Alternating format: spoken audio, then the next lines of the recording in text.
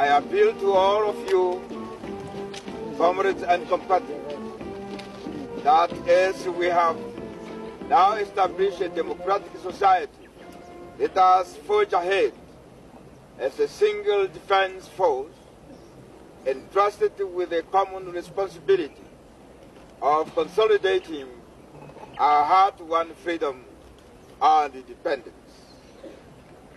Forget the past.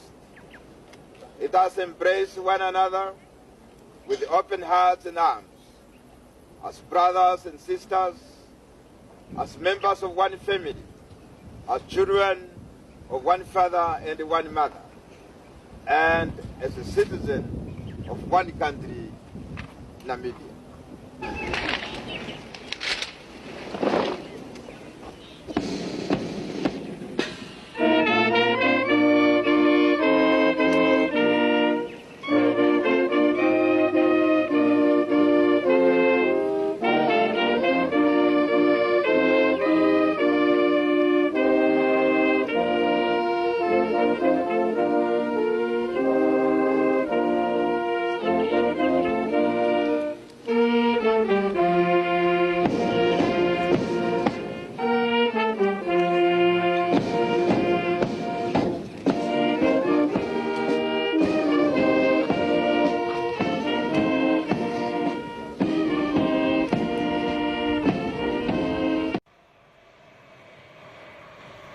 Heads of state from around the world have been arriving all week, a red carpet rolled out dozens of times. For the US, Secretary of State James Baker will witness the transition of South Africa's last colony into an independent state. The midnight ceremony will end 75 years of South African rule. A speech by F.W. de Klerk will formally end that rule before South Africa's flag is lowered for the last time. The United Nations chief, Perez de Cuellar, told UN troops it was with great pride he'd come to Windhoek. The normally sleepy city of Windhoek has been turned into a mini United Nations in the final hours before independence. The tiny airport has been thronged with police and security officers for the arrival of the dozens of foreign leaders and diplomats. They've all been warmly welcomed by former resistance leader Sam Nuuyoma, who was sworn in as Namibia's first president.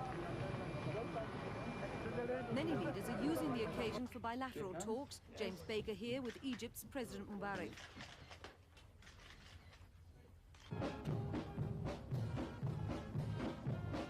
At Windhoek's main sports stadium, the finishing touches are made for Wednesday's independence ceremony. Thousands are expected to pack the stands for the arrival of a runner carrying the flame of independence. The lowering of South Africa's flag said it all, the end of 75 years of South African rule. In its place, the red, green and blue banner of a new nation. Former resistance leader Sam Nuuyoma made it official, then gave his first speech as president. I move in the name of our people to declare that Namibia is forever free, sovereign and independent. I thank you.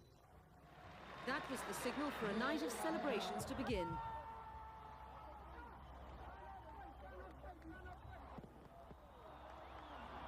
As the fireworks lit up the sky, Namibians inside the stadium and out danced and sang in jubilation at the birth of the new Namibia.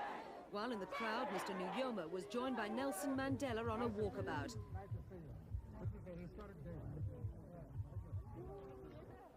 Later that morning, Windhoek Sports Stadium was packed again for the swearing-in of the Namibian Parliament.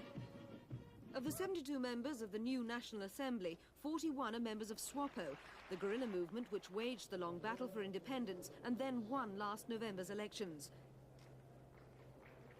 Outside the stadium and in towns and cities throughout Namibia, thousands of people took to the streets in a joyful ushering in of independence.